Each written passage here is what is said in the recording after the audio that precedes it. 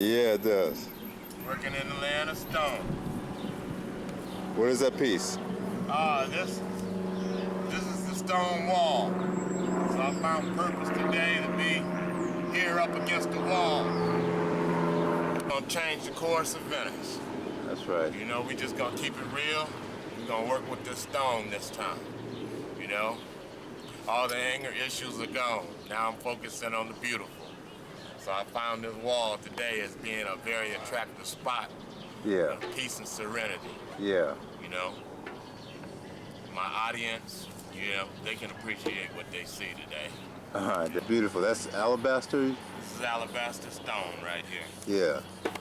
I had to take a step from the easy and get to the most difficult. This signifies the struggle that we are enduring today. Yeah. You know? Yeah, that's right. Yeah. Wow, that's beautiful, man. We can't blame nobody. We just had to get busy. How long have you been working on that piece? This piece right here, it always comes back to hunt me. They say an artist's job is never done. You're looking at maybe 80 to 100 hours here. Wow.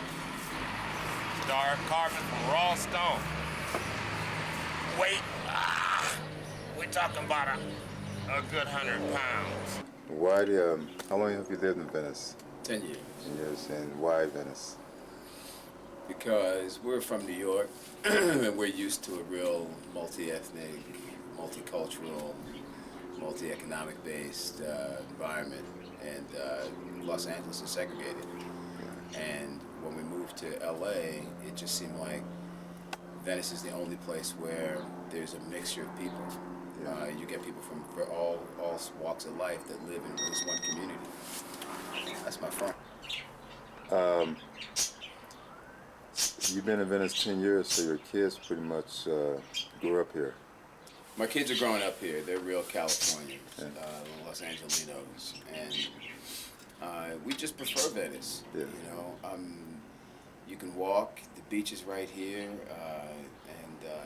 there's just more tolerance from the local people who live in Venice, and there's not as much attitude about who is hipper, wealthier, better looking, all that stuff. All that is kind of put aside in Venice, and people just kind of look at you for who you present yourself to be.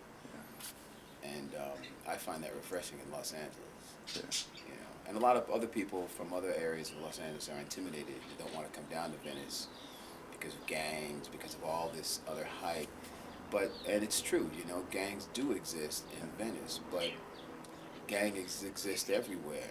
And, you know, we have to learn how to accept people in all walks of life.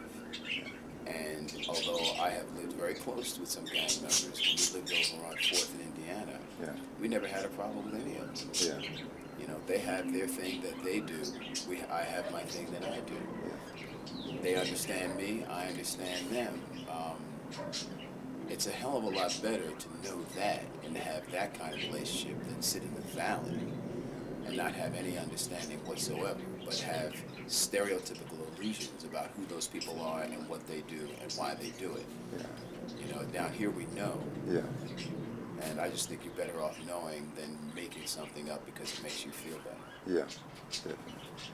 Your the imprints that you wanted for your kids here, what were those? Well, my kids are biracial, and there are a lot of multiracial people here.